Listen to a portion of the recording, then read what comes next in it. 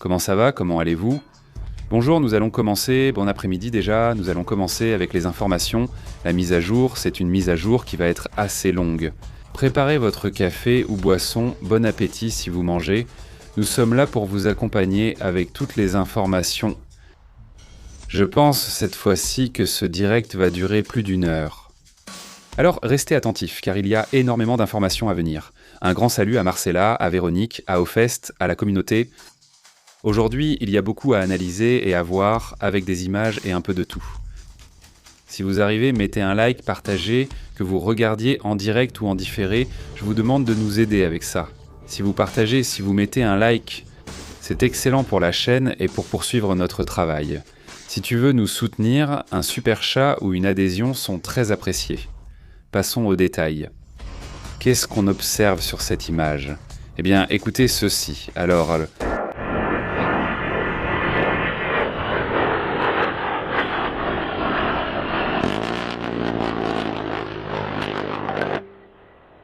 eh bien, impressionnant. C'est le moment où, selon les rapports, selon ce qui a été signalé, 7 soldats de l'armée irakienne auraient perdu la vie et 13 ont été blessés. Lors d'une attaque aérienne américaine qui a touché une clinique et le département d'ingénierie sur la base de Khavia. À Hamar, attention, ce sont des militaires. De quel pays? D'Irak. D'Irak, nous ne parlons pas de soldats iraniens. Ce sont des soldats irakiens qui ne sont pas impliqués dans la guerre. Évidemment, face à cela, l'Irak a déjà réagi. Et il dit aux milices, oui, aux milices pro-iraniennes qui sont là-bas, d'ailleurs, ces milices pro-iraniennes sont chiites et chrétiennes, hein. Il s'agit d'une armée réunissant chiites et chrétiens, qui pourrait maintenant attaquer les États-Unis depuis l'Irak. Et pas seulement cela, mais l'Irak a également parlé à l'ambassadeur des États-Unis, ainsi qu'à celui de l'Iran. D'ailleurs, parce que l'Iran a également été attaqué, c'est-à-dire l'Iran a été attaqué par les États-Unis et aussi par l'Iran lui-même. Et évidemment, ils sont mécontents des deux pays. Mais c'est une alliance que les États-Unis ne peuvent pas perdre, parce qu'elle est évidemment essentielle. Aussi, eh bien, on montre ces images. Disons un cas hypothétique dans lequel l'Iran dit, et cela, j'insiste, n'a pas été confirmé. Faites attention à cela. Mais les Iraniens disent qu'ils avaient attaqué le porte-avions USS Abraham Lincoln avec une salve de missiles de croisière. C'est un sujet qu'il est possible qu'ils aient fait. Il est très probable que les missiles ne soient pas arrivés. Voyons ce qui sera dit plus tard. Les États-Unis, en mai d'emblée, ils affirment au moins avoir tiré en direction de l'Abraham Lincoln. Un sujet qui attire l'attention, évidemment, aujourd'hui. Aussi, eh bien, le message que donne Pedro Sánchez lui-même, le président de l'Espagne, sur ce conflit attire également l'attention. Écoutons. Mesdames et messieurs les députés, et je crois que c'est une question que la majorité des citoyens et citoyennes se posent légitimement, c'est à quoi sert toute cette destruction? Quelles conséquences a eu ce premier mois de guerre? Et je pense que les chiffres sont très éloquents, car il y a déjà eu près de 2000 morts confirmés, et il y en a probablement 1000 ou des milliers d'autres non confirmés. Plus de 4 millions de personnes déplacées en Iran et au Liban. Un premier ministre israélien, Netanyahou, enhardi, dont l'objectif est de répéter au Liban la même destruction et la même souffrance que celles infligées à Gaza. Une réponse du régime iranien, cruelle et illégale, à ses pays voisins, que bien sûr nous condamnons et rejetons, car une illégalité ne peut pas être répondue par une autre illégalité. Environ 12 000 millions d'euros ou de dollars, ou plutôt d'argent public dépensé dans des opérations militaires. Une contraction sévère du tourisme, du commerce maritime et du trafic aérien mondial. Une augmentation drastique du prix des hydrocarbures, des engrais, de l'hélium, des matières premières essentielles au bon fonctionnement de l'économie mondiale et aussi à la sécurité alimentaire de millions de personnes. Et ici, dans notre pays, le diesel et le gaz ont augmenté respectivement de 35% et de 95%.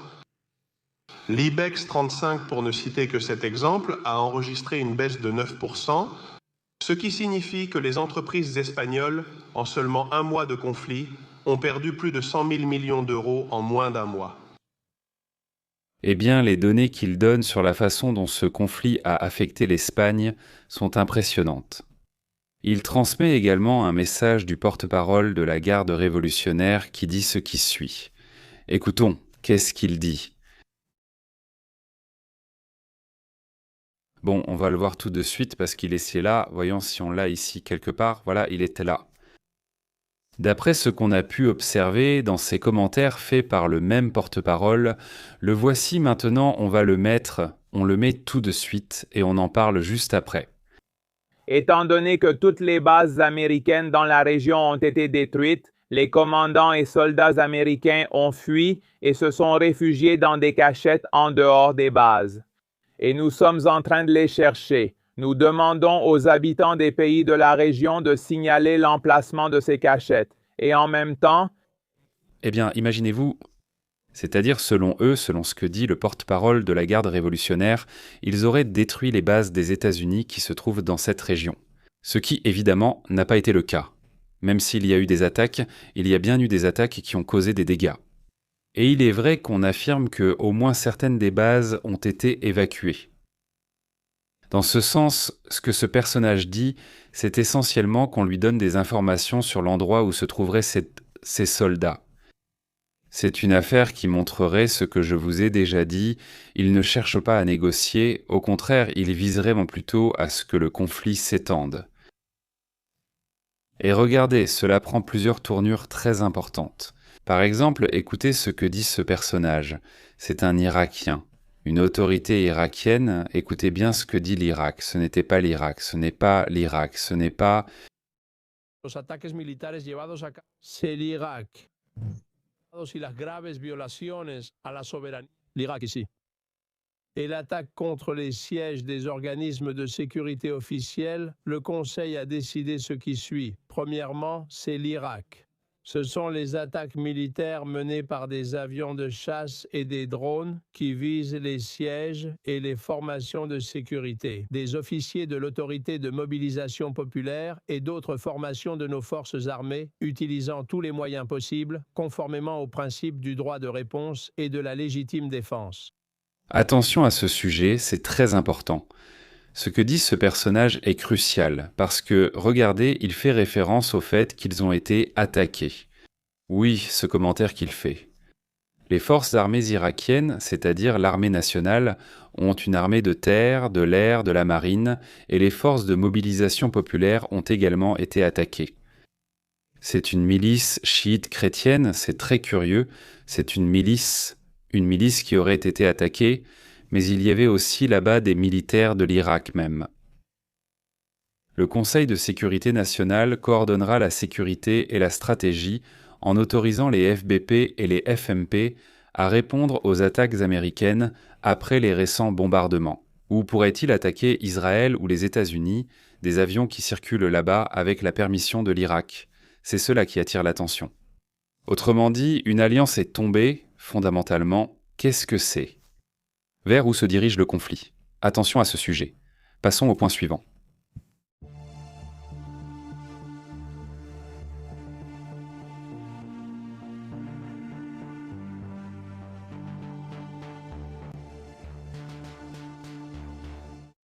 N'exagérez pas, parce que vous l'avez déjà fait et vous avez vu ce qui vous est arrivé sur tous les fronts, en oubliant que nous sommes le peuple d'Israël vivant. Pendant que le terrorisme iranien lâche fuit l'affrontement avec les héros sur le champ de bataille, il s'en prend à des civils à Arad, Dimona, dans le sud, dans la région de Tel Aviv et à Jérusalem. Ce régime démontre au monde entier son échec moral et son effondrement militaire. Pendant 77 ans, toutes les illusions du terrorisme se sont brisées contre le roc de notre résistance et ces attaques désespérées ne seront qu'un clou de plus dans le cercueil de leurs illusions décadentes. Ils lancent des missiles de manière traîtresse et nous répondons avec justice et ouvertement depuis le cœur de l'État d'Israël, résistant. Nous le disons très clairement, nous sommes toujours là, debout et victorieux. Ils ne briseront pas notre volonté et n'arrêteront pas notre avancée jusqu'à la victoire et l'accomplissement de nos objectifs. Il s'appelle Abichai Andrade, il est le porte-parole de la FDI, la Force de défense d'Israël. Et donc, il lance aussi ce message assez dur en assurant qu'ils ne vont pas s'arrêter, qu'ils ne vont pas se rendre et qu'ils continuent d'avancer. Un sujet qui attire normalement l'attention. Israël n'a pas besoin habituellement de donner un tel message. Normalement, ils donnent des données, ils informent sur ce qui se passe. Et cette fois-ci, ce qui m'interpelle, c'est qu'il y a un besoin de rectifier, de montrer que les choses se passent bien. Ça te fait te demander pourquoi. Pourquoi ont-ils besoin de le rectifier alors qu'habituellement ils n'en ont pas besoin? Eh bien, un message très curieux, sincèrement. Un autre sujet qui attire aussi l'attention, c'est ce qu'il signale, c'est-à-dire dans le New York Times. Nous allons en montrer un petit extrait, mais avant cela, j'aimerais commenter ce qui suit. Ceci est un message donné par le ministre des Affaires étrangères du Qatar. Regardez ce que dit cette personne que nous avons déjà vue ici plusieurs fois. Écoutez ceci. Non. Rien, tu sais, on l'a répété d'innombrables fois. L'Iran est ici depuis des millénaires. Les gens de cette région sont ici depuis des millénaires. Personne n'ira nulle part. L'anéantissement total n'est pas une option. Aucun peuple ou pays ne disparaîtra à cause de la volonté ou du caprice d'un acteur politique. Nous vivrons les uns à côté des autres, nous serons voisins pour l'avenir de l'humanité et nous devons trouver des moyens de vivre les uns à côté des autres. C'est un moment très difficile, notre pays a été attaqué, notre souveraineté a été attaquée. Nous avons vu les effets sur notre économie, sur la vie quotidienne des personnes qui vivent ici, et nous ne prenons pas cela à la légère, et nous ne considérons pas les attaques contre notre souveraineté comme quelque chose avec lequel nous pouvons vivre. Évidemment, vivre à côté de 90 millions de personnes en Iran, un peuple fier avec lequel nous partageons le Golfe depuis, comme je l'ai dit, des millénaires. Cela va continuer et nous devrons trouver un moyen de surmonter cela. C'est un moment difficile, mais nous trouverons un moyen d'avancer. Et je dois dire ici que notre message a toujours été destiné à l'Iran. La relation fraternelle, la relation de voisinage entre nos peuples doit primer sur toute autre considération politique. Le fait qu'ils aient décidé d'attaquer notre pays de cette manière ne démontre pas de bonnes relations de voisinage, ni l'essence de cette relation fraternelle. Mais c'est quelque chose pour lequel nous ne voyons aucune alternative dans notre région. Eh bien, il est le ministre des Affaires étrangères du Qatar qui lance ce message. Donc il dit voyons. C'est-à-dire, ici, nous ne cherchons pas à nous anéantir ou à nous détruire complètement, mais il est clair qu'il n'y a pas de bon voisinage. Eh bien, c'est très évident, non? Maintenant, voici ce que dit le président de la Chambre, Mike Johnson, à propos de la question de l'Iran. Écoutons. Je suis optimiste que cela va arriver. Le déploiement de troupes diffère de la présence de soldats sur le terrain, ce qui n'est pas le cas actuellement. Je ne pense pas que ce soit l'objectif, mais l'Iran devrait y prêter attention. Ils doivent rouvrir le détroit, ils doivent être de bons voisins avec leurs voisins du Moyen-Orient, là-bas dans la région. Ils ne peuvent pas obtenir d'ogives nucléaires ni cette capacité, ni déclarer la guerre aux États-Unis et à Israël. C'est ce qu'ils ont fait il y a des décennies.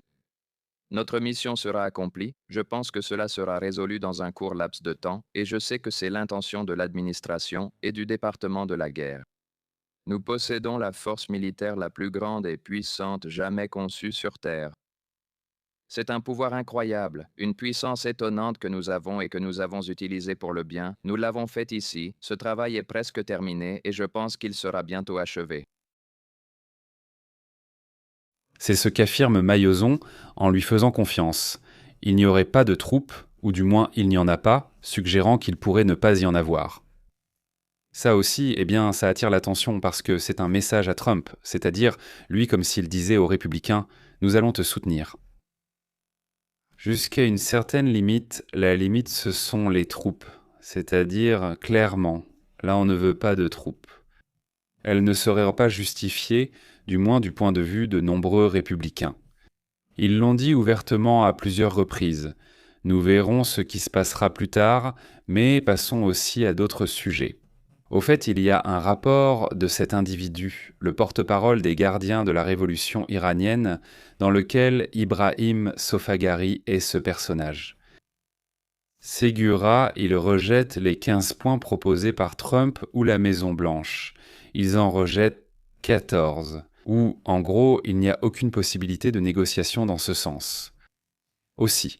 Eh bien, cette image attire l'attention, cette image est partagée par Israël, c'est-à-dire que c'est une image qui montre cela. Eh bien, ces attaques qui ont eu lieu, des caméras de sécurité montrent où il y a de la population et des attaques tombent à côté, là où des gens passent, etc. Pour avertir les gens de se mettre à l'abri, beaucoup de gens font confiance et ne vont pas dans les refuges, dit-il. Ça ne va pas m'arriver, etc., etc. Il y a les systèmes de défense, etc. Et donc, eh bien, ils mettent, c'est-à-dire, nous allons aller vers des civils, pas des gens qui se promènent avec leurs chiens. Ceci, cela, au moment où un drone ou un missile est en train de tomber, etc.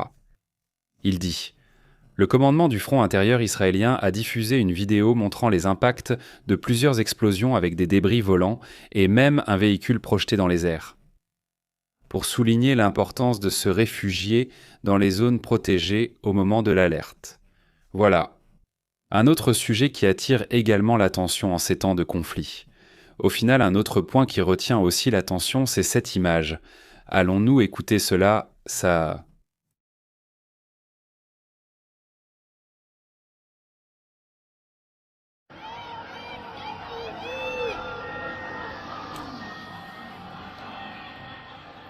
La nuit, si les gens commencent à crier des choses contre le gouvernement iranien, c'est-à-dire à l'intérieur de l'Iran. Ils se mettent à crier, à protester depuis les immeubles, depuis les fenêtres. Oui, à crier qu'ils sont contre le régime, ceux qui étaient en bas sont en faveur du régime, eux, ils ont la sécurité et le soutien des Bassidjis. Celui qui marche avec la lumière porte une sorte de fusil avec un viseur laser. Et avec ça, à ceux qui crient aux fenêtres des immeubles, qui crient contre le guide suprême, il leur tire dessus. Oui, et celui-ci, regardez, il est là, il a le viseur laser. Voilà le viseur laser. Et donc, là où ils entendent, là où ils voient que quelqu'un sort à la fenêtre pour crier contre, eh bien, ils les attaquent littéralement, ils leur tirent dessus. Donc c'est évidemment un sujet qui a attiré l'attention. C'est l'une des façons dont ils opèrent en attaquant directement des appartements résidentiels à travers les fenêtres. C'est un sujet incroyable, c'est vraiment une façon réprimée de contrôler par la force. Une affaire qui continue, passons à d'autres sujets.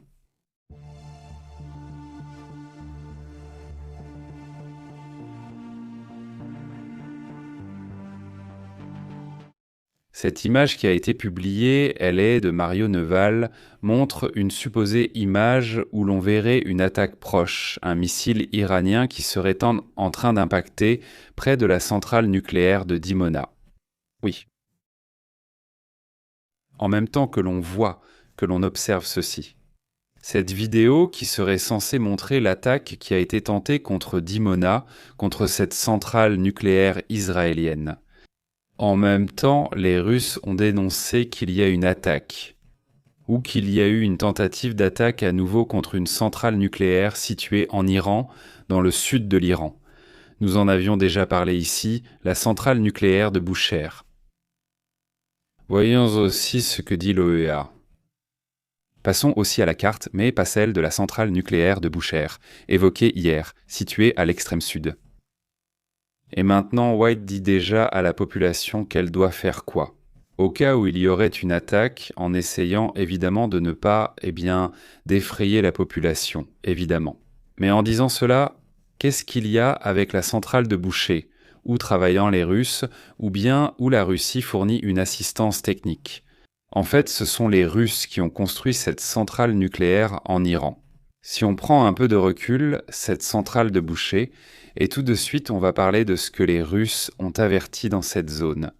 Au fait, voici l'île de Karg, qui est l'île qui exporte 90% du pétrole iranien.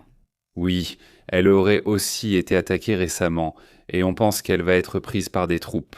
C'est l'une des théories qui existent, et si on s'éloigne un peu plus, on voit la proximité avec le Koweït et d'autres régions de la zone non saoudienne arabe, ainsi que l'Iran et l'Irak. De ce côté, l'entreprise russe qui s'occupe de l'administration de cette centrale nucléaire, elle s'appelle Rosatom, la très célèbre Rosatom, n'est-ce pas? Comment vas-tu? Ou bien, au fait, salutations à Élysée, comment vas-tu? Également, une grande salutation. Pour la famille. Et regardez, l'entreprise russe en question confirme, au moins Rosatom, ce qu'elle dit. Il est confirmé qu'il y a eu des impacts autour de l'unité opérationnelle. Pour le moment, ils assurent qu'aucune victime ni dommage grave aux installations nucléaires n'a été signalée. Rosatom a pratiquement décidé d'évacuer tout le personnel technique russe, mais il en reste quelques-uns qui sont essentiels, qu'ils ne peuvent pas retirer de... Un projectile a touché les installations aujourd'hui, mais la centrale fonctionne toujours normalement. Le même directeur de l'OIA a demandé la plus grande retenue pour éviter une catastrophe nucléaire. La centrale de Boucher dispose d'un réacteur opérationnel de 1000 MW, c'est-à-dire mégawatts. Je suppose non que ça doit être ça, et 2 autres sont en construction en ce moment. Le conflit s'inscrit dans l'offensive qui, comme nous le savons, a commencé le 28 février, un dans la mue, même jour. Está cifrando el número de fallecidos en 1.500 personas. Jour la 1. El doble de fallecidos, más o menos unas 3.000 personas. Je passe dedans. Otros asuntos también dentro de este conflicto.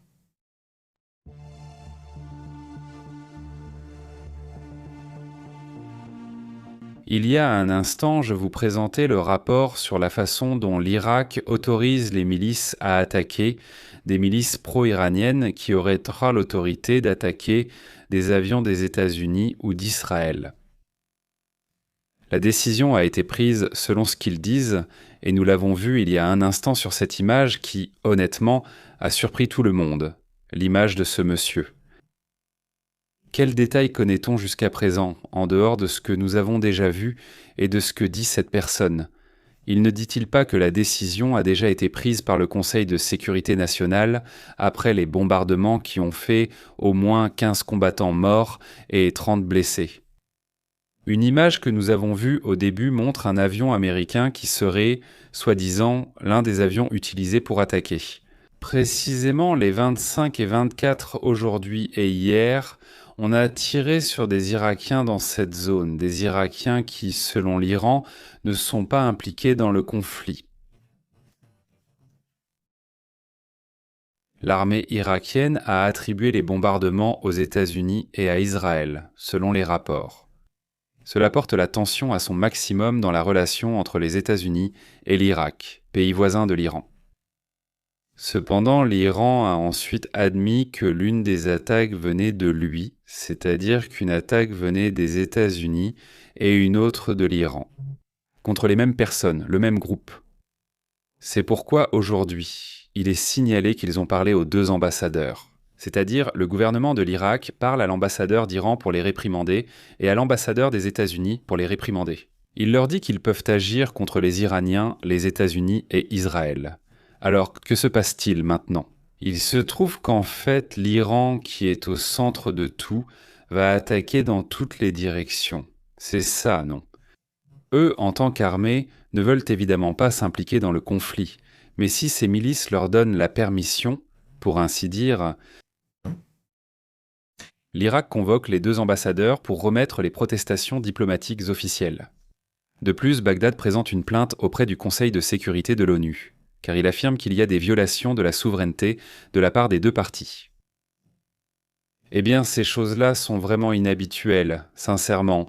On atteint déjà un niveau de choses étranges qui se passent en ce moment. Et voilà, c'est aussi impressionnant que ça. Maintenant, on a aussi observé cette image que nous voyons ici. Cette image, d'après ce qui est rapporté, c'est un rapport qui a circulé. Voyons si nous pouvons le faire. Les explosions sont impressionnantes, selon les forces de défense israéliennes. En fait, on voit pratiquement la fumée et on peut apercevoir un peu la ville à l'intérieur de ces explosions. N'est-ce pas? Il y a eu plusieurs vagues d'attaques d'Israël contre Téhéran, contre la capitale. Encore une fois, les attaques ont visé des sites stratégiques liés au régime au cœur de la capitale. Font-elles partie des campagnes ou des vagues en cours que l'on vit dans ce conflit? Les rapports récents indiquent également qu'il s'agit d'attaques soutenues contre les systèmes de missiles, les centres de commandement et l'infrastructure des gardiens de la révolution islamique. C'est ça, c'est ce dont ils ont aussi parlé. Bon, cette image, voyons si je peux la mettre ici, cette image. Ce que nous voyons ici, ce sont des rapports préliminaires indiquant qu'une centrale électrique à Hadera, en Israël, a été attaquée avec des missiles. Cela aussi, même s'il y a l'image, il faudra attendre plus de détails, voir ce qu'on apprend, mais c'est un rapport qui circule et qui, eh bien, attire l'attention. Nous allons voir ce qui peut être confirmé à ce sujet. Mais regardez, déjà plusieurs médias au niveau national, international, etc. ont commenté à ce sujet. Ils assurent qu'il y a bien eu une attaque, mais qu'il n'y a pas eu de dégâts, que c'était près, c'est-à-dire juste à côté de la centrale, celle que nous voyons là, dit-il. La société d'électricité israélienne a assuré qu'aucun dégât n'avait touché son infrastructure, malgré la chute d'un missile balistique à proximité. Sur les lieux, dans la zone d'Hadera ou à la centrale électrique d'Hadera. Passons aux détails de ce que l'on sait jusqu'à présent. Mais attention, ils bombardent, ou du moins ils essaient de bombarder. Cette centrale électrique, ce n'est pas celle-ci, oui. Celle-ci. La société d'électricité a indiqué qu'ils ont été attaqués, mais le missile est tombé près de la centrale, pas dans les installations. L'entreprise a également apporté des précisions après l'impact du projectile dans cette zone, où d'ailleurs fonctionne la centrale Orod Rabin, l'une des principales installations énergétiques d'Israël. L'attaque fait partie des vagues les plus récentes de missiles balistiques iraniens visant les infrastructures israéliennes. Soyez vigilants sur ce sujet car on revient encore à la question électrique, il retourne vers ce point. Et pendant ce temps, tu te dis, si les choses vont bien, alors le prix du pétrole devrait baisser. Et pour l'instant, eh bien cela ne semble pas arriver. Le pétrole n'est pas seulement au-dessus des 100. Non, on voit déjà que le pétrole est, voyons voir, ici à l'écran il est à 101 $, presque 102 $. Ça n'a pas été possible, malgré tous les efforts qu'ils ont faits, malgré les soi-disant négociations qu'ils veulent mener, malgré toutes les réserves qu'ils sortent, le prix ne descend pas en dessous des 100 $. Cela n'a pas été accompli.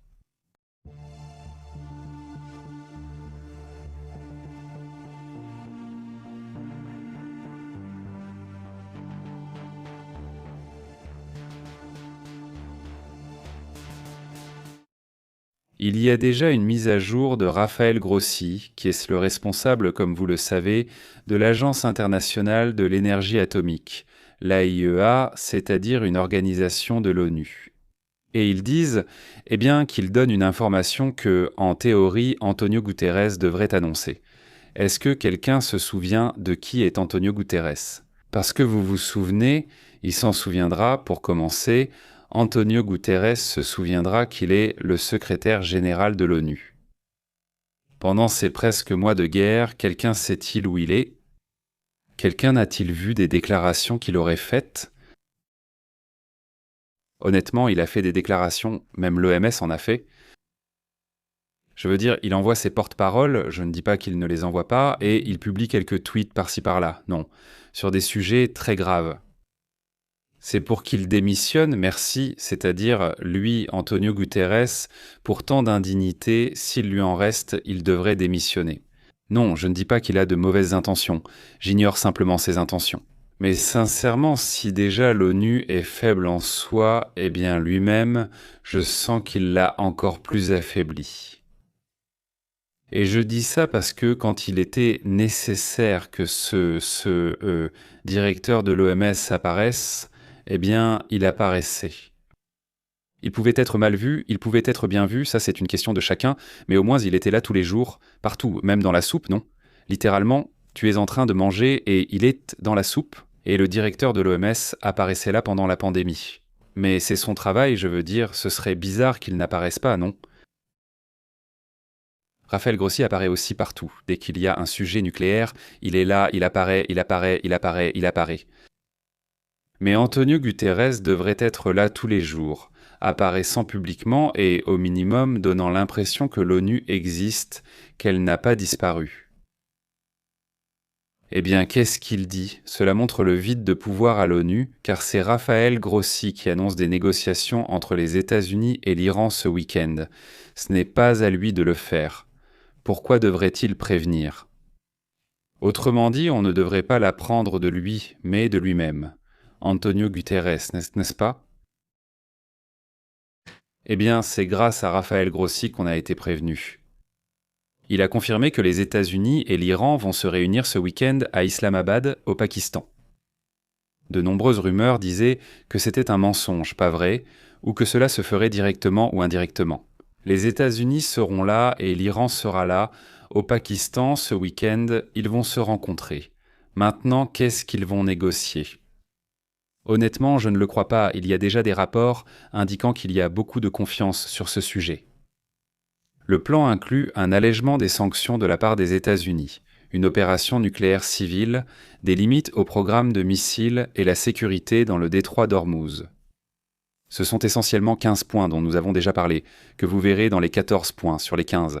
L'Iran dit ne pas être d'accord, du moins il est difficile de dire l'Iran en ce moment, parce qu'ils ne savent pas qui dirigera, qui sera à la tête. Honnêtement, je pense qu'il y en a qui croient à Nissan qu'il dirige, d'autres qui dirigent réellement, et puis il y a la population qui est là, fatiguée de tout ça. Ceux qui dirigent la partie sécurité et la partie guerre, évidemment, c'est la garde révolutionnaire. Ce sont probablement eux qui essaient de diriger. La partie qui gère l'argent, ou du moins la majorité de l'argent, parce qu'avec ça tu fonctionnes, tu payes les salaires, etc. Eh bien, ce sont les politiciens. Mais il y a un problème parce qu'ils sont constamment en conflit. Donc il n'est pas clair qui dirige, donc c'est un autre point, un autre sujet également important. Le plan n'inclut pas seulement des sanctions, mais aussi que l'un des points les plus critiques est qu'il va dépasser les 400 kg d'uranium enrichi enfin. 400 et quelques. On analyse aussi que cet uranium n'aille ni aux États-Unis ni en Iran, mais qu'il soit transféré dans un pays tiers, c'est-à-dire qu'un pays tiers soit chargé de le garder. On étudie de transférer cet uranium enrichi dans un pays tiers et de le diluer pour réduire le risque nucléaire. Ils ont réduit de 60% à un pourcentage plus bas pour éviter son usage dans des armes nucléaires. Cependant, l'Iran conserve intactes ses capacités techniques nucléaires, ce qui maintient la tension mondiale. Attention. Ce que dit l'OIA, c'est que l'Iran maintient intact, c'est-à-dire que l'objectif principal de tout cela n'a pas été atteint, qui était de diminuer les capacités nucléaires, où l'OIA dit que les capacités nucléaires sont intactes. Du moins avec les informations qu'ils ont. Ça, non, ça ne doit pas plaire beaucoup à Trump. Eh bien, un autre sujet qui attire l'attention, c'est qu'il y a une réunion d'urgence. Cela à l'OTAN, allons-y avec ça.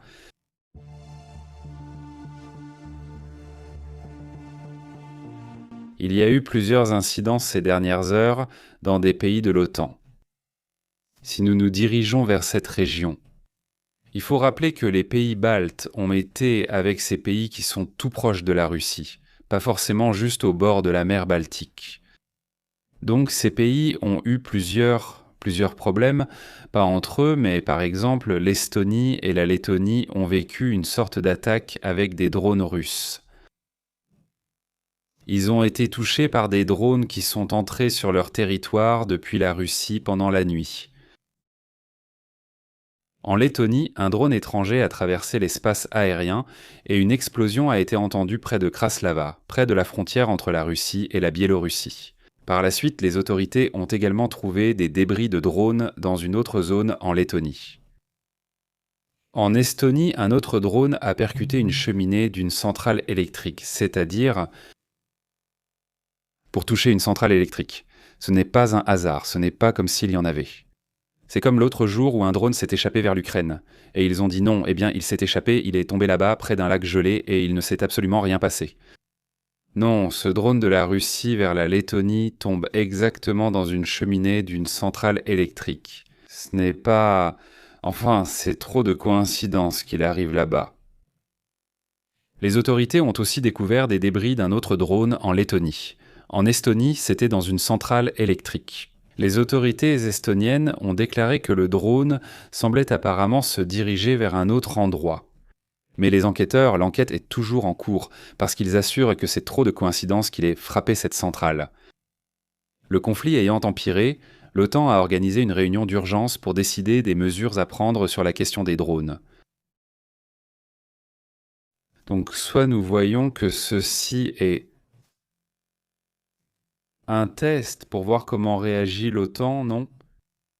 Mais le conflit, eh bien, est, du moins du point de vue de l'OTAN, dans des tensions constantes, pas des rapprochements constants, des incursions d'avions.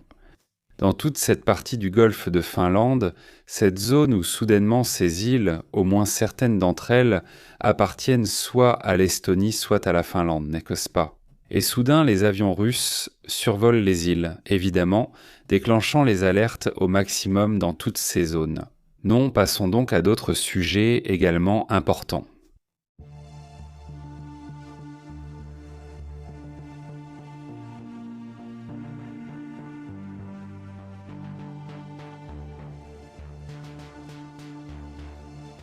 Qu'est-ce qui s'est passé? Qu'est-ce qui s'est passé dans celui-ci? C'est mon idée qu'une prétendue attaque a été lancée. Voyons si nous pouvons la montrer ici. La voilà, approchons-nous. Une prétendue attaque a été lancée dans la mer d'Arabie. Dans cette zone, c'est la mer d'Arabie. C'est ici que se trouve le porte-avions Abraham Lincoln, et de ce côté-ci jusqu'à la crête. Suivez cette route par ici, c'est-à-dire déjà près de cette route, il se trouve ici. C'est-à-dire le porte-avions, les avions, et celui-ci c'est Gerald Ford, qui est le porte-avions le plus grand, le plus moderne qui existe. Bon, c'est par ici, au sud, apparemment de Crète, là-bas se trouve donc ce porte-avions. Actuellement, il le nettoie et le répare, car une partie de la cuisine a brûlé et l'incendie s'est propagé. Donc, les dortoirs de centaines de soldats ont été, brûlés, pas les soldats, mais les dortoirs. Donc, en plus de ça, les provisions de nourriture étaient déjà nécessaires, ils les ont réapprovisionnées, donc là, ils remplissent avec des fournitures, etc., etc. Bon, ça c'est une chose, mais Abraham Lincoln traîne dans ces parages. Le porte-avions, les Iraniens assurent-ils, et on le voyait au début, pas en direct, qu'ils auraient soi-disant lancé une attaque contre le porte-avions. Voyons voir ce qui a été rapporté, non? Aujourd'hui, le 25 mars, l'armée iranienne a assuré qu'une nouvelle attaque avec des missiles de croisière avait été lancée contre le porte-avions. Les États-Unis Abraham Lincoln, qui se trouvent, comme je vous le dis, dans cette région, dans la mer d'Arabie. Pourquoi reste-t-il dans cette région sans entrer dans cette zone? C'est simple, tu ne vas pas te placer là où on peut te tirer dessus. C'est-à-dire, le golfe Persique est trop petit pour qu'ils puissent s'y installer. Ils opèrent en misant sur la distance, sur leur capacité à longue portée. C'est pour ça qu'ils créent ce genre de stratégie, pas seulement des missiles, avec des capacités bien plus étendues que celles de l'ennemi. Précisément pour qu'on ne puisse pas les attaquer, mais qu'eux puissent attaquer quand ils le souhaitent. Donc, et c'est là, disons, la partie de la stratégie pour qu'on ne puisse pas les attaquer. Le département des relations publiques de l'armée iranienne a diffusé par l'agence iranienne Fars que les missiles ont été dirigés spécifiquement contre le navire des États-Unis. Jusqu'à présent, le gouvernement des États-Unis n'a émis aucune déclaration à ce sujet. Ils n'ont pas précisé si les missiles ont été abattus, interceptés ou ont atteint leur cible. Alors, que s'est-il passé? Il n'y a pas de détails pour le moment. Ce qui a été rapporté, c'est que le porte-avions américain, l'USS Gerald Ford, reste en Grèce. Mais rien de plus. Ils n'ont rien dit à propos de l'Abraham Lincoln. J'insiste, ils n'ont absolument rien dit sur le sujet, du moins d'après ce que j'ai pu observer. Non, plus tard, s'il y a un autre détail, nous en parlerons. Passons aussi aux autres sujets importants.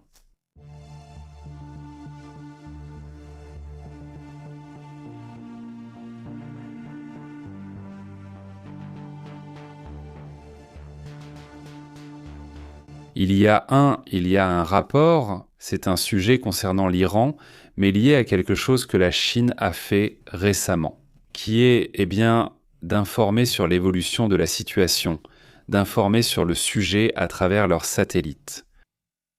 C'est-à-dire, ils ont donné des détails sur ce qu'ils observent. Je ne sais pas si tout a été publié, mais au moins une partie l'a été. Cela attire l'attention car, normalement, c'est l'inverse. Les rapports des satellites viennent généralement des pays occidentaux, mais cette fois-ci, c'est l'Asie, c'est la Chine précisément, qui fait le rapport. Qu'il y a un navire qui traverse l'océan à toute vitesse en direction de l'Iran, avec des troupes américaines, et il dit ce qui suit.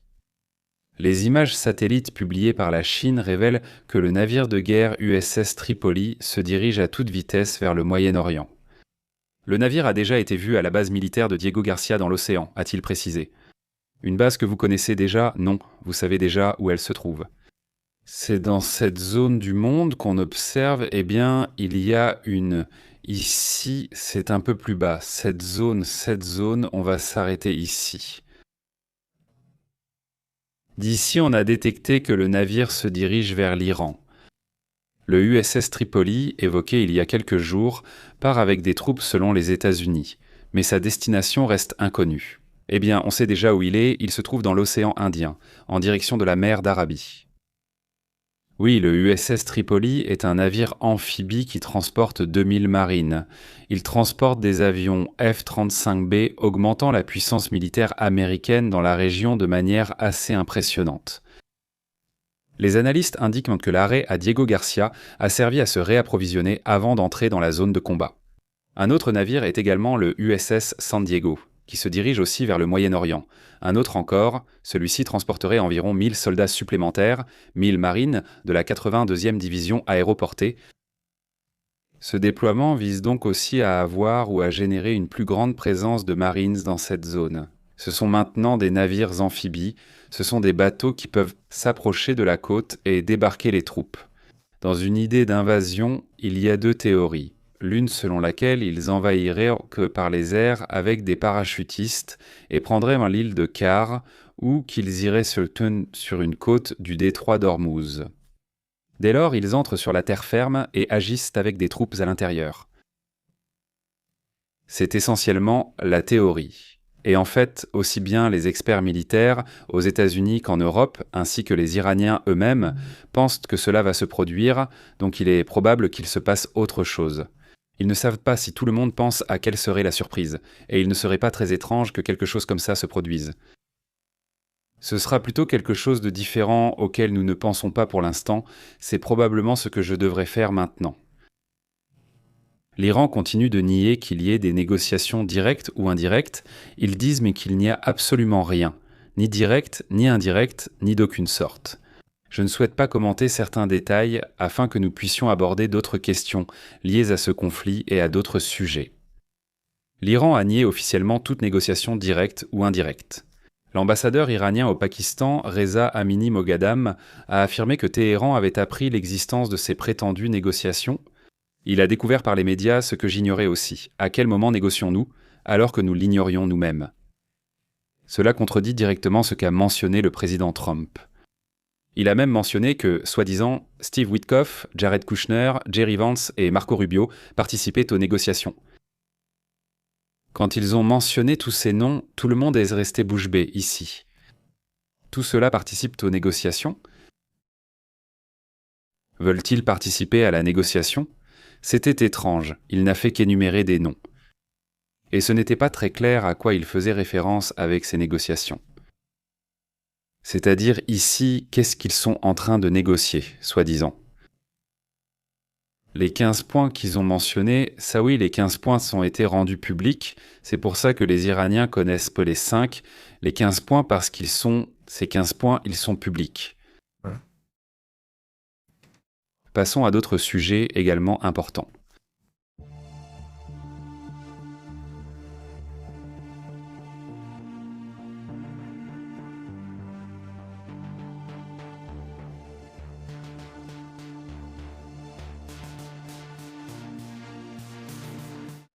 Ce bateau que nous voyons ici, le 400 est un navire que l'Ukraine affirme avoir détruit. C'est un grand navire militaire russe qui, d'après ce qu'il montre, d'après ce qu'il rapporte, aurait au moins été détruit. Le navire patrouilleur de l'Arctique, Purga. Il s'appelle du projet 23 550 du FSB. Juste au moment où sa construction était sur le point de se terminer, c'est-à-dire que le navire était sur le point de prendre la mer, de sortir, sa construction étant déjà terminée. Voilà comment il a fini, tout penché, tout détruit. Le ministère de la Défense du Kremlin a confirmé que le territoire russe avait été attaqué pendant la nuit avec un total de 386 drones. Le navire était précisément dans le chantier naval du port de Bimorka. L'état-major ukrainien a annoncé ce mercredi une opération militaire dans la région de Leningrad, où se trouvait le navire patrouilleur, ce brise-glace appelé aussi Grupa.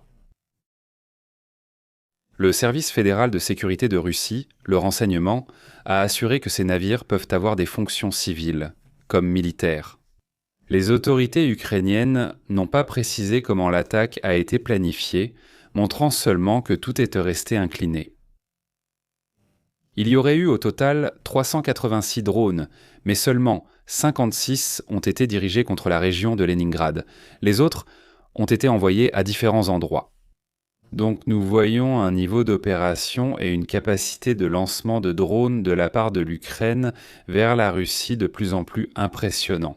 Donc c'est un tournant très important qui est en train de se produire dans ce sens. Un autre sujet qui attire également l'attention, c'est que de nouveaux rapports continuent d'être publiés sur l'avancement du projet. À propos de ce qu'ils appellent le Walker S2, ce robot, qui continue d'attirer l'attention. Passons aux détails de ce qui a été observé concernant ce robot, n'est-ce pas? Et pourquoi attire-t-il autant l'attention en ce moment alors que la robotique est très en vogue? Et où, chacun essaie de te vendre l'idée que certains sont meilleurs que d'autres.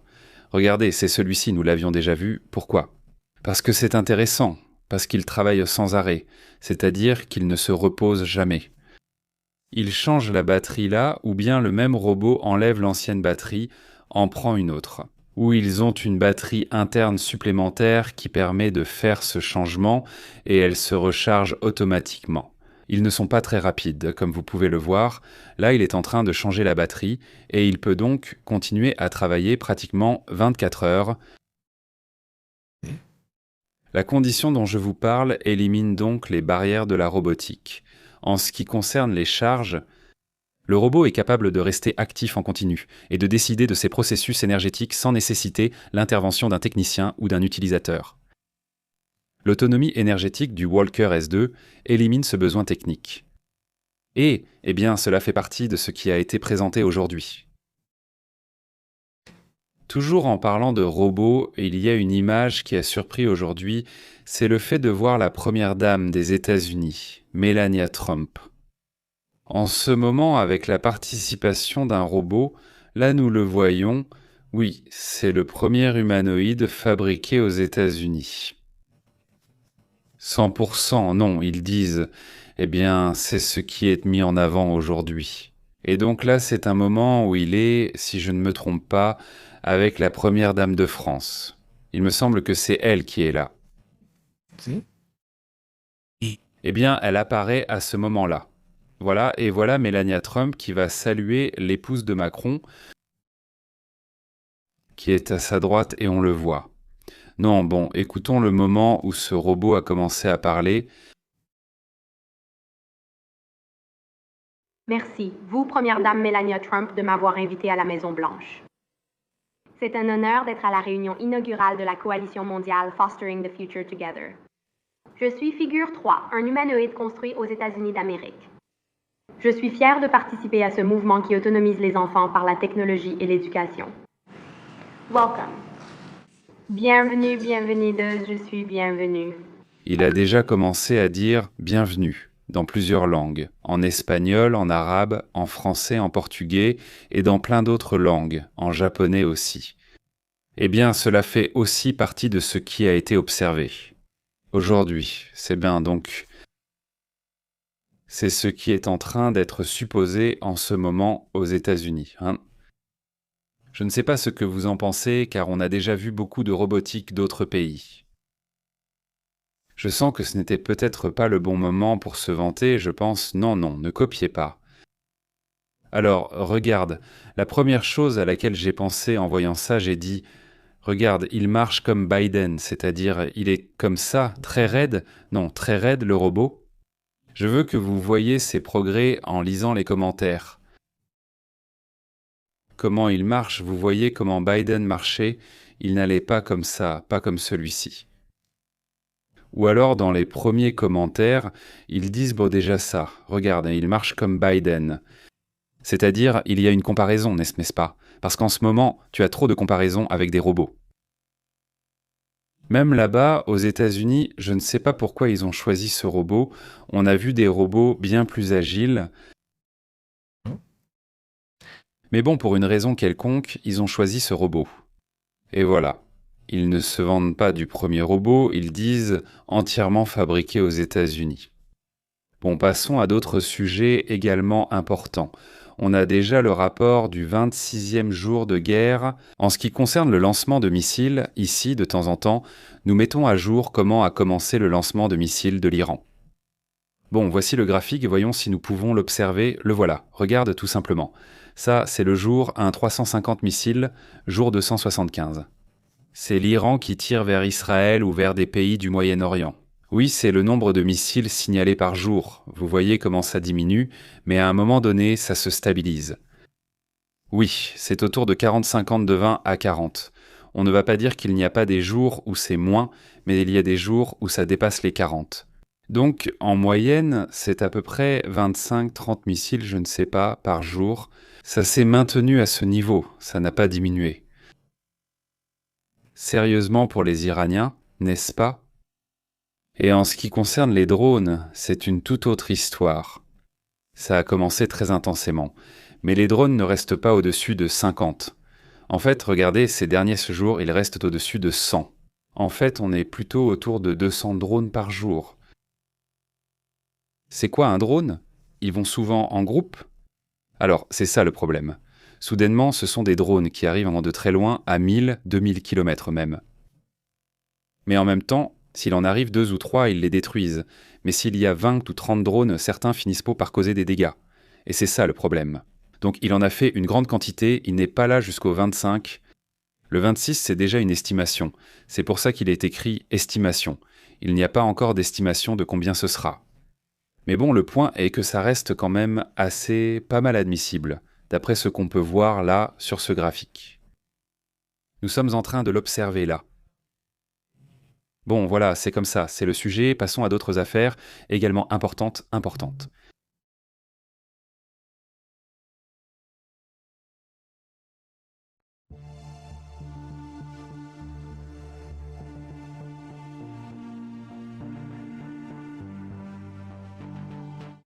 Cet individu que nous voyons ici, c'est le chef du Hezbollah.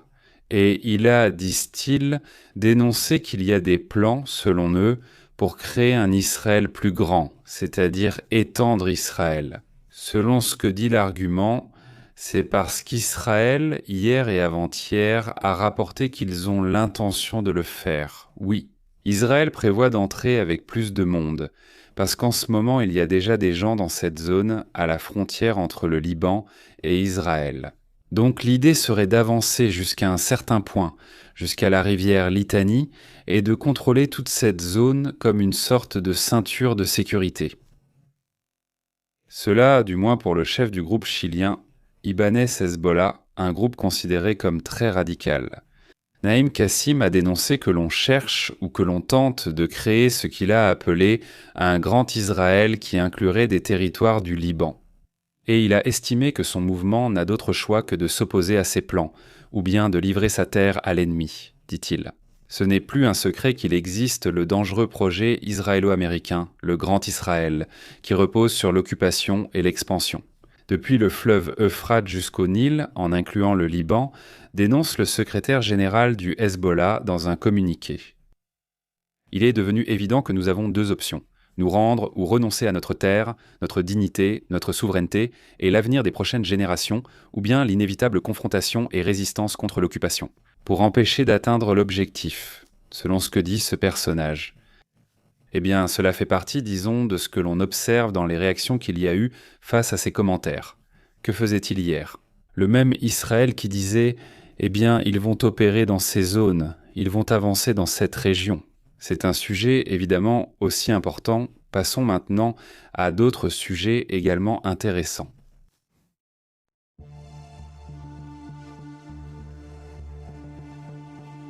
Montre cette image où l'on voit Sarah Malouja.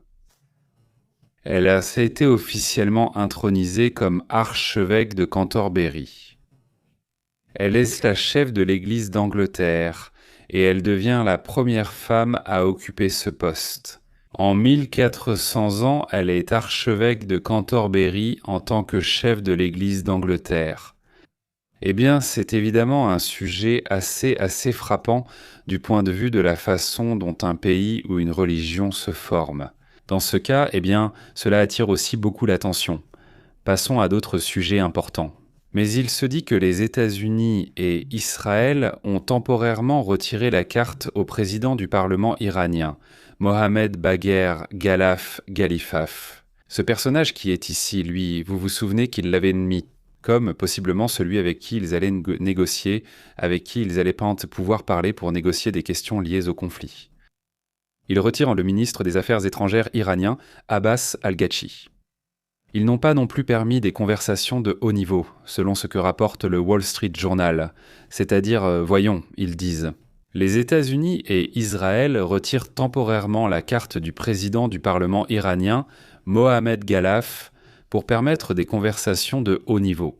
En gros, eh bien, l'attention, ce mouvement qu'ils font ne l'est.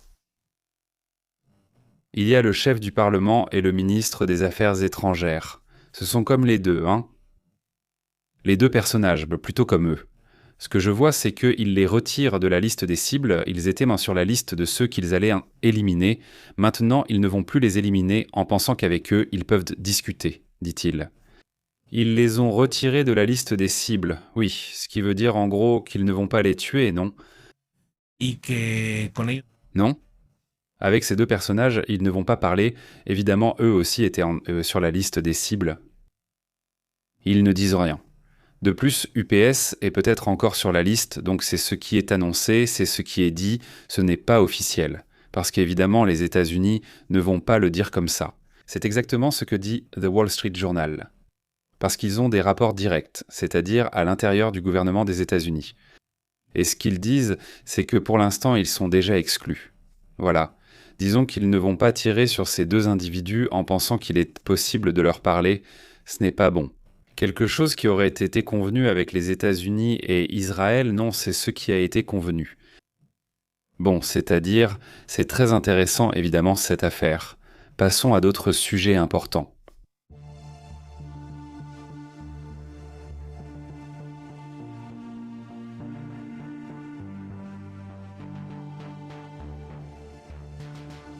Qui attire l'attention? Cette image ou ce graphique? C'est ce que rapporte World of Statistics, où il montre quels sont les pays qui détiennent le plus de brevets d'intelligence artificielle sur la planète. Et cherchez. Vous verrez la Chine, les États-Unis, en fait la Chine est en première place, les États-Unis en deuxième, la Corée du Sud, l'Allemagne, le Japon, il y a aussi l'Australie, la France. Deux surprises m'attendaient, que je n'imaginais pas à ce niveau, et cela me fait plaisir de les voir. Là, il y a l'Inde 131, ce qui ne me surprend pas non plus, n'est-ce pas? La France, le Royaume-Uni, parfaitement, et ensuite le Mexique apparaît en 10e position. C'est-à-dire, c'est le numéro 10 sur la liste. Les 10 pays ayant le plus de brevets au monde, oui, il y a un monde de différence entre 57 brevets et les 25 000 que possède la Chine, par exemple. Mais ce qu'ils font ailleurs dans le monde est-il vraiment supérieur? Un sujet qui attire aussi l'attention. Et il faut surtout prendre en compte quelque chose pour ceux qui ne sont pas du Mexique.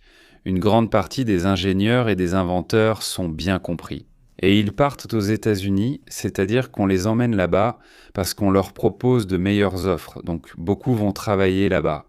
C'est-à-dire beaucoup des génies qui sortent de ce pays. Ils partent à l'étranger, pas seulement aux États-Unis, car ailleurs le pouvoir d'achat est parfois supérieur. Au final, ils doivent en tenir compte, non? Certains se disent, si je pars là-bas, je pourrai mieux réussir. Beaucoup partent, car il y a plus d'opportunités de développement. Pourtant, le nombre de brevets en intelligence artificielle attire l'attention. D'où le numéro 11. Ensuite vient le Brésil, avec 37, soit presque la moitié de ce que propose le Mexique, puis d'autres pays commencent à apparaître. Très intéressant. On voit au moins 2 pays d'Amérique latine, non? Bientôt, nous verrons le Pérou, la Colombie et l'Argentine. Mais c'est très intéressant que la technologie se développe aussi de ce côté-ci de l'Amérique latine. Si vous regardez bien, pratiquement aucun autre pays n'apparaît. Il y a beaucoup d'études venant d'Europe, il y a l'Allemagne, la France et le Royaume-Uni. Sinon, tous les autres sont plus bas dans la liste, n'est-ce pas? Donc, eh bien, ce sujet attire évidemment l'attention. Passons à d'autres sujets également importants. En réalité, aujourd'hui, ils publient cette vidéo. C'est une vidéo publiée par les Iraniens. Pas celle qu'ils font avec l'intelligence artificielle, pas celle qu'ils mettent. Comme toutes les guerres ou tous les ennemis qu'ont eu les États-Unis à un moment donné. Les mêmes Amérindiens, les Japonais d'Hiroshima et de Nagasaki, ils ne la montrent pas. Voilà cette photo, vous vous souvenez d'une image très célèbre d'un enfant? Et ils la rendent intelligente, c'est-à-dire ils en font une vidéo, avec de l'intelligence artificielle et ils y mettent donc beaucoup de problèmes qu'ont eu les Vietnamiens, les Yéménites, les mêmes Irakiens, enfin voilà, il y a les Yéménites. Et à la fin, je vais un peu me spoiler, c'est un peu long, ils mettent ce Soleimani, vous vous souvenez? Trump lui-même a ordonné de l'éliminer, ils mettent le même Ali Jamina et regardez juste comment sort un missile intercontinental, non. C'est-à-dire qu'ils sont censés ne pas avoir, et ensuite ils montrent le missile, non, et après ils font comme si le missile partait. Et il arrive aux États-Unis et frappe une statue de la liberté. Mais la statue de la liberté n'est pas la statue comme on la connaît, il la montre comme un taureau avec des cornes. Comme ça, tu vois. Comme parce qu'elles, qui ont toujours cette ambiance de gaz qui est « elles sont allemandes », non. Eh bien, elles montrent ça, tu vois, et elles montrent comment elles tombent, comme la statue de la liberté. Pour ainsi dire, c'est comme ça, c'est comme on a fait aujourd'hui, c'est-à-dire, c'est comme on a fait aujourd'hui. Ce genre de message, non, hein. Très impressionnant, vraiment, hein, parce qu'en plus, ce sont des comptes du gouvernement iranien qui le publient.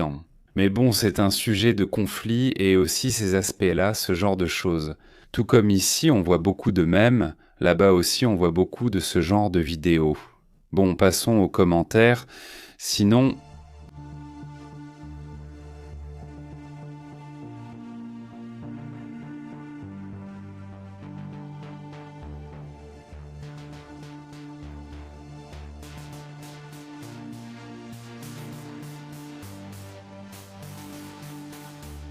Comment allez-vous? Comment ça s'est passé pour vous? C'est un plaisir de vous voir. Un salut aux 539 personnes qui nous regardent en direct et à la communauté qui nous regarde en différé, qui nous suit. Et bien voilà, donc un autre jour. Merci beaucoup aussi de nous accompagner, d'être là avec nous pendant ce petit moment. Passons aux commentaires. J'aimerais connaître vos avis sur la situation. Il y a un problème quand on voit que tous les jours on pense déjà à... Espérons qu'ils n'ont pas frappé cette centrale nucléaire, espérons que non, parce que si elle est en plein milieu de nulle part, voilà, espérons aussi que les prix du pétrole ne continuent pas à augmenter, etc., etc. C'est-à-dire, c'est grave, si on regarde le graphique, il montre qu'il n'y a pas, qu'il y a une tentative. En fait, cette ligne rouge que nous voyons ici, c'était un effort colossal pour puiser dans les réserves, pour annoncer 1000 choses afin d'essayer d'apporter un peu de tranquillité au marché. Non, mais on n'atteint pas les 100%. Là, vraiment, je ne sais pas. Non, le SP500 n'a pas si mal performé aujourd'hui. Bon, là, ça redescend encore, mais tout à l'heure, ça montait, c'est juste que ça change, on est en direct.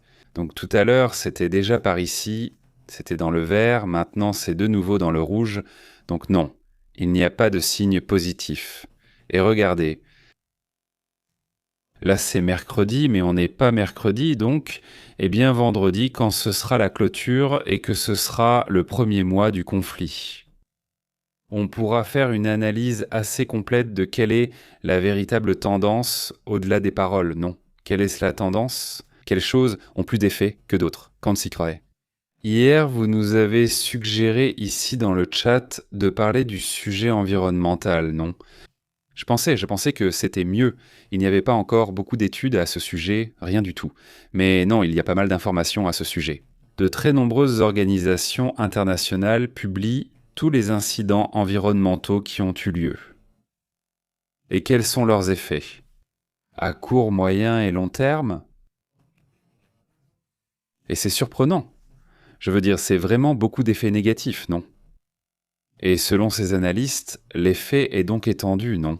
Je veux dire, c'est très très long et ça va jusque-là, non? Le pronostic n'est pas très bon sur le plan environnemental. En vérité, c'est vraiment grave, parce qu'en plus, c'est un mal de la guerre entre l'Ukraine et la Russie, non? C'est une autre guerre, elle aussi très polluante, vraiment très polluante. Donc oui, les guerres produisent des effets vraiment terribles.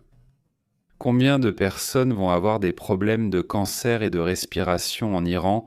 Combien de personnes plein? C'est-à-dire, à l'avenir, ils ne s'en rendent pas compte, mais cela touche énormément de citoyens. Et même s'ils sont évacués et qu'ils reviennent plus tard, ce n'est pas comme si la pollution allait disparaître. Et ça va continuer, non pour, ils assurent, des décennies. Je ne sais pas si c'est terrible, dit-il. Dans la guerre en Ukraine, le premier androïde guerrier est déjà apparu, selon le rapport d'El Suelo Fatagon. Oui, Martin, eh bien, ce n'est pas à eux. C'est une entreprise américaine, d'ailleurs, ce sont 3 robots guerriers, 100% conçus pour opérer comme guerriers, n'est-ce pas? Ils l'ont annoncé en Ukraine, mais c'est une entreprise américaine. Nous en avons déjà parlé ici, nous avons déjà montré le robot, il n'y en aura que 3 qu'ils vont déployer. En fait, il n'y en a pratiquement pas d'autres. C'est essentiellement une expérience en situation de conflit, en pleine guerre, et ils vont opérer avec des unités ukrainiennes, c'est-à-dire avec des soldats ukrainiens, et le soldat sera là avec eux, c'est-à-dire le soldat robotique, pour ainsi dire. N'est-ce pas? Donc oui, ce seront officiellement les premiers soldats, ce sont déjà officiellement les premiers soldats humanoïdes dans un conflit réel. Oui, Martin, c'est impressionnant. On en a parlé et c'est déjà confirmé. Je ne sais plus s'il y en aura un d'abord, puis ils verront la suite. D'après ce que je sais, ils n'en ont que 3 et ne les produisent pas encore en masse. Ça va être comme un test pour voir comment ça se passe, non? Santé, Martin est incroyable, il dit. Et puis d'autres types de robots ont effectivement été beaucoup utilisés dans cette guerre. Des robots qui sont plus comme de l'artillerie, qui ressemblent à des petits véhicules. Et ils sont automatiques. C'est-à-dire, ce ne sont pas des drones, ce sont des robots. Ils fonctionnent en mode automatique. Et ils reçoivent l'ordre de dire « Regarde, tu vas opérer et tirer sur certains points, puis on les lâche ». Il y a un cas où l'un de ces robots est resté pendant environ 72 heures à surveiller. Un front. Seul le robot, tout un front, c'est simplement le robot qui l'a contrôlé. Il s'en rend compte tout seul. La Russie ne pouvait pas passer, parce que ce petit robot ne laissait pas passer, il ne laissait pas passer. Et il se déplaçait d'un côté et de l'autre. Il commençait à tirer par là, puis il allait de l'autre côté. Et il est resté comme ça, jusqu'à ce que je ne me souvienne plus s'il a manqué de munitions ou de batterie ou quoi que ce soit, et il est revenu, mais il est resté. C'est le record qu'on a en ce moment. En robotique, il y a des robots avec des explosifs, des drones qui sont automatisés, c'est-à-dire des robots volants, pour ainsi dire. Donc oui, c'est vraiment impressionnant, non? Salut Martine, dit Liceo, comment ça va? Mendes, très bien, quoi de neuf? Il dit, je ne pense pas qu'il fasse grand-chose avec les filets de pêche. Il dit, c'est-à-dire avec les filets de pêche pour pêcher du poisson, non? Tu dis salutations. Et le pétrole? Oui, non, là j'ai trouvé peu d'informations, même si j'ai quand même commenté quelque chose. Nous avons fait la transmission à 5h du matin, 5h15, 5h20. Par là. Et oui, bon, c'est ce qu'il disait. C'est-à-dire que la question du pétrole est un sujet dont on sait qu'il a un impact, mais il n'y a pas beaucoup de données. La plainte de ces organismes, c'est que l'Iran ne veut pas donner beaucoup d'informations. Donc beaucoup de données proviennent de ce que rapportent les gens des images satellites. On connaît certains incidents, n'est-ce pas? Jusqu'à présent, ils ont confirmé 300 incidents à l'intérieur de l'Iran, 300 ou 500, je ne me souviens plus exactement, et aussi plus de 100 incidents en dehors de l'Iran. Incidents environnementaux, n'est-ce pas? En comptant comment on appelle ça, les déversements, dont ils ne savent pas, par exemple, combien de pétrole a été déversé. Quel est l'effet? Je veux dire, il y a même des images de la faune et de la flore affectées. Non, c'est vraiment dur, cette partie c'est du Cisco, il dit. Il commentait que le robot qui apparaît avec Melania, c'est le protocole comme C3PO. Un peu idiot, insupportable. Voilà, imagine Beto, imagine que c'est comme le C3PO. Parce qu'il est comme ça, Arturito c'est le petit, n'est-ce pas? Arturito est petit et C3PO bien sûr, le doré, bien sûr, oui, imagine, comme ça. Je veux dire, je ne sais pas ce que ça va être, tu vois. Et si ça va être une sorte d'assistant, j'imagine, un truc comme ça. Oui, celui-ci et beaucoup de ces robots, ils sont en phase de test. Non, vraiment pas. N'est-ce pas un peu en retard? Vous vous souvenez de ce qui a été dit? Or, moi a dit qu'en 2025, ou l'année dernière, les robots les robots humanoïdes de sa compagnie allaient déjà allaient déjà sortir en masse, puis il a repoussé ça jusqu'en 2027, n'est-ce pas? Je ne sais pas où ça en est maintenant. C'est-à-dire, tu peux, d'après ce que je comprends, passer commande, tu peux payer un peu et passer une commande ou quelque chose comme ça. Avec ça, les entreprises mesurent aussi l'intérêt qu'il y a, non, et des choses comme ça, non. Celui-ci dit « Voyons qui d'autre est là », il dit. Il dit vraiment si tous les progrès, oui, beaucoup, énormément de progrès sont dus à la guerre, non, la guerre. Et vous savez quoi d'autre? Les courses de Formule 1 et ce genre de choses. Une autre chose qui apporte aussi beaucoup de progrès, c'est les vols, par exemple, dans l'espace. C'est-à-dire ce que fait la NASA, ce que fait l'ESA, ce que font d'autres agences spatiales. Qu'ils critiquent souvent en disant « Pourquoi aller dans l'espace alors qu'il y a tant à faire ici, notamment explorer la mer ?» Pourtant, ils explorent déjà l'espace. Eh bien oui, c'est vrai, il faut continuer à explorer la mer, mais il faut aussi explorer l'espace. Et tout cela a apporté des avancées très significatives dans NES, n'est-ce pas? Il y a une liste de toutes les inventions qui ont été faites, rien que pour aller dans l'espace, rien que pour Par exemple, le programme lunaire, le voyage vers la Lune, a généré énormément de brevets. Même le stylo, celui-ci, vous vous souvenez de ce petit stylo avec lequel on peut écrire penché et il continue d'écrire. N'est-ce pas? L'encre n'est pas affectée par la gravité, même ce genre de choses a été inventé grâce à ça, non? Il dit, j'espère que ce seront les robots qui sortiront là-bas et pas des personnes. J'espère que ce seront les robots qui sortiront là-bas et pas des personnes. À la guerre, non, enfin, comme la guerre, non, oui, exactement comme la guerre, exactement, que ce soit des guerres de robots. Pas ça, bon point là, Marcella, salutations, il dit à commentaire bébé, il dit. Aujourd'hui, je suis sur mon 31.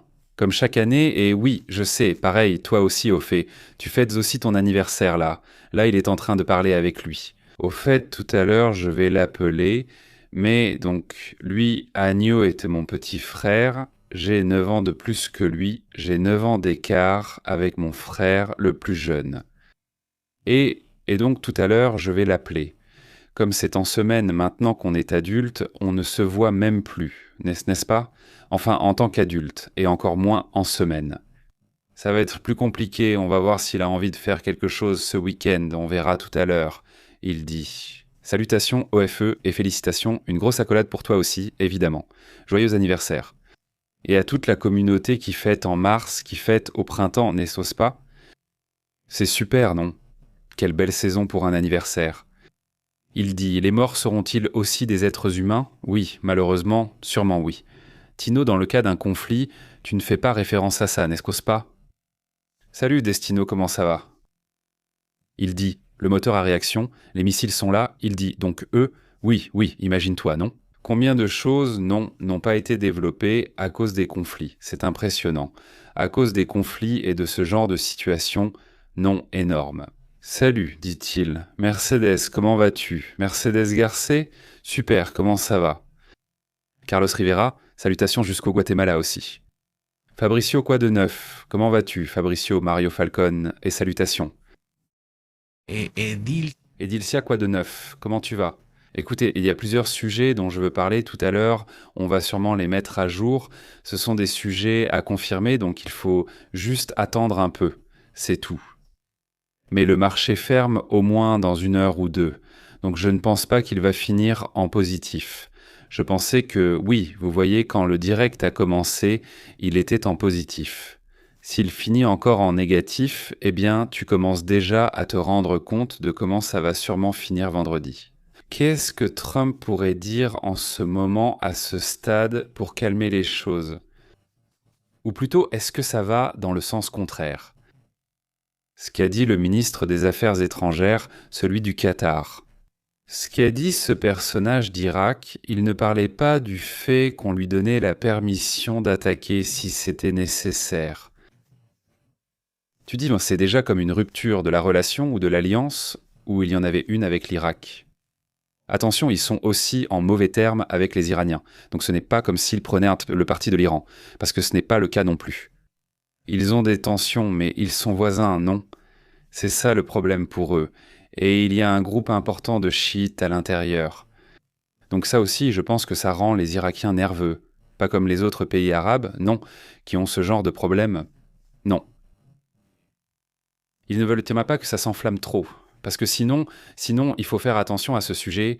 Non, là, on cherche à d'autres niveaux. Il dit, ici au café, c'est super, au café, il dit, travail et travail. Ils sortent déjà pour aller à l'école, oui, ils arrivent maintenant pour leur petit café, là les gamins, non, c'est super sympa, Mercedes, profitez de votre café, et puis il faut tout donner dans le business du café, non? Excellent. Trop cool, super, dit Martin. Que se passe-t-il avec Cuba? Rien ne change, ça ne changera pas, je pense, pas avant longtemps. Le procès de Trump, il dit. Santé, Martin, comment ça va? Qui sait ce qui arrivera avec Cuba? Honnêtement, le sujet est compliqué. Tresquet, comment tu vas? Super bien? Un grand salut, je lui transmettrai tes félicitations, bien sûr, il dit. Ma femme est du Dix-Mars, mais cette année elle a passé son anniversaire seule à Mexico, à cause du travail. Ah, chihuahuas.